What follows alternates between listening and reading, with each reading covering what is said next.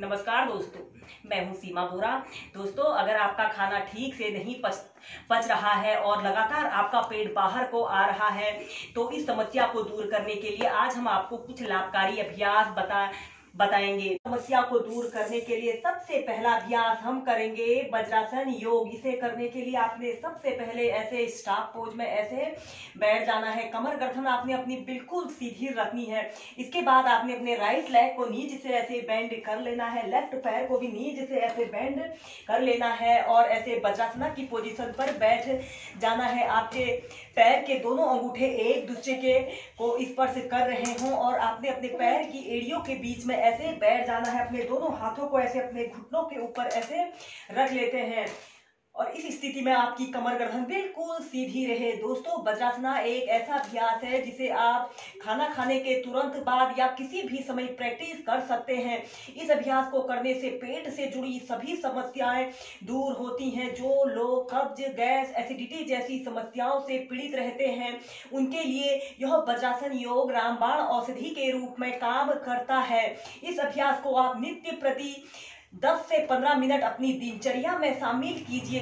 दोस्तों, पेट से जुड़ी समस्याओं को दूर करने के लिए नेक्स्ट अभ्यास हम करेंगे पवन मुक्तासना। इसे करने के लिए आपने ऐसे पीठ के बल सीधे लेट जाते हैं, अपने राइट लेग को नीचे से ऐसे बेंड कर लेते हैं और अपने दोनों हाथों को ऐसे इंटरलॉक करके अपने घुटने के नीचे से ऐसे लगा लेते हैं और लंबी गहरी श्वास अंदर भरते हैं और श्वास छोड़ते हुए अपनी ठोड़ी को ऐसे अपने घुटने पर लगाने का प्रयत्न कीजिए। 10 सेकेंड, 30 सेकेंड ऐसे ही होल्ड करके रखें। फिर धीरे धीरे ऐसे प्राइमरी स्टेज में आ जाते हैं। ऐसे इस अभ्यास को आप दूसरी साइड से प्रैक्टिस करेंगे। श्वास अंदर भरते हुए आपने अपने राइट लेग को ऐसे नीचे से ऐसे बेंड कर लेते हैं और श्वास छोड़ते हुए ऐसे अपने घुटने अपनी ठोड़ी को ऐसे घुटने पर लगाने का प्रयत्न करते हैं।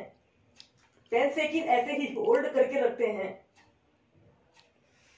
धीरे धीरे ऐसे प्राइमरी स्टेज में आ जाते हैं। ऐसे ही इस अभ्यास को पैर बदलकर आप 4 से 5 बार प्रैक्टिस कीजिए। इसके बाद इसी अभ्यास दोनों पैरों से एक साथ प्रैक्टिस करेंगे। दोनों पैरों को ऐसे घुटनों से मोड़ लेते हैं और अपने दोनों हाथों को ऐसे इंटरलॉक करके अपने घुटनों के नीचे से ऐसे रख लेते हैं। लंबी गहरी श्वास अंदर भरते हैं और श्वास छोड़ते हुए ऐसे अपनी ठोड़ी को ऐसे अपने घुटने पर लगाने का प्रयत्न कीजिए और आगे से आपके दोनों पैर ऐसे आगे की तरफ तने हुए हों। 30 सेकेंड ऐसे ही होल्ड करके रखते हैं। दोस्तों, जिन लोगों को पेट फूलना, एसिड रिफ्लेक्स की समस्या होती है, इस पवन मुक्तासना को करने से दूर होती है। फिर धीरे धीरे ऐसे प्राइमरी स्टेज में आ जाते हैं। दोस्तों, इस पवन मुक्तासना को आप ऐसे ही 4 से 5 बार होल्ड करके प्रैक्टिस कीजिए।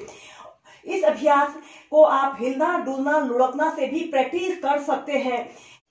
अपने दोनों हाथों को ऐसे इंटरलॉक करके अपने घुटनों के नीचे से ऐसे रख लेते हैं और फिर आपने लंबी गहरी श्वास अंदर भरनी होती है और श्वास छोड़ते हुए सबसे पहले ऐसे पवन मुक्तासना की पोजीशन पर आते हैं। ऐसे बैठ जाना है और श्वास अंदर भरते हुए पीछे ऐसे जाना है, आगे बैठना है, पीछे जाना है। ऐसे ही इस अभ्यास को आप 8 से 10 बार प्रैक्टिस कीजिए। पहले आप इसे ऐसे ही स्लोली प्रैक्टिस करेंगे, फिर आप इसे तीव्रता से भी प्रैक्टिस कर सकते हैं।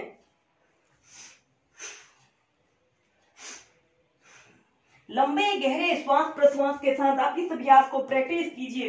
इस अभ्यास को करने से पेट से जुड़ी सभी समस्याएं दूर होती हैं और यह अभ्यास हमें नियमित क्रिया के लिए हमारे शरीर को अधिक स्टेमिना प्रदान करता है, जिससे कि हम अधिक सक्रिय होकर कार्य करने लगते हैं।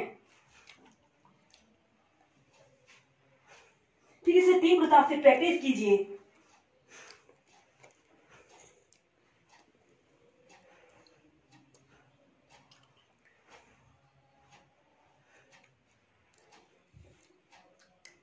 फिर धीरे धीरे ऐसे प्राइमरी स्टेज में आ जाते हैं।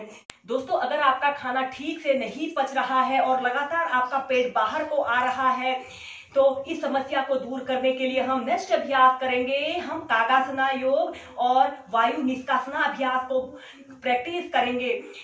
इस कागासना योग को करने के लिए आपने सबसे पहले ऐसे अपने पंजों के बल ऐसे कागासन की पोजीशन पर बैठ जाना है। अपने दोनों हाथों को ऐसे घुटनों के ऊपर ऐसे रख लेते हैं और ऐसे दोनों घुटनों को ऐसे अपने पेट की तरफ ऐसे प्रेशर देने की कोशिश करते हैं, या फिर आप अपने दोनों हाथों को ऐसे अपने घुटनों के ऊपर भी रख सकते हैं। बाद हम करेंगे वायु निष्कासना का अभ्यास करेंगे। ऐसे ही आपने कागासन की पोजीशन पर बैठ जाना है। अपने दोनों हाथों की अंगुलियों को ऐसे अपने पैर के तलवों के नीचे से ऐसे रख लेते हैं और फिर श्वास अंदर भरते हुए अपने शरीर को ऐसे पीछे की तरफ स्ट्रेच करते हैं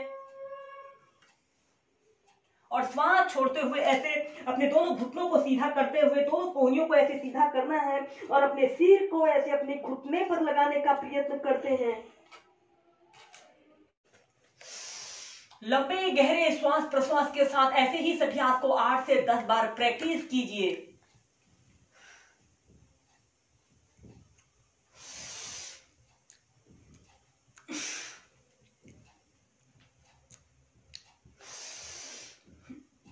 फिर धीरे धीरे ऐसे प्राइमरी स्टेज में आ जाते हैं। दोस्तों, जब आप इस अभ्यास को करोगे तो खुद ही फील करोगे कि आपके शरीर में एक नई ऊर्जा का संचार हो रहा है और हमारा शरीर एक्टिव और एनर्जेटिक बन रहा है।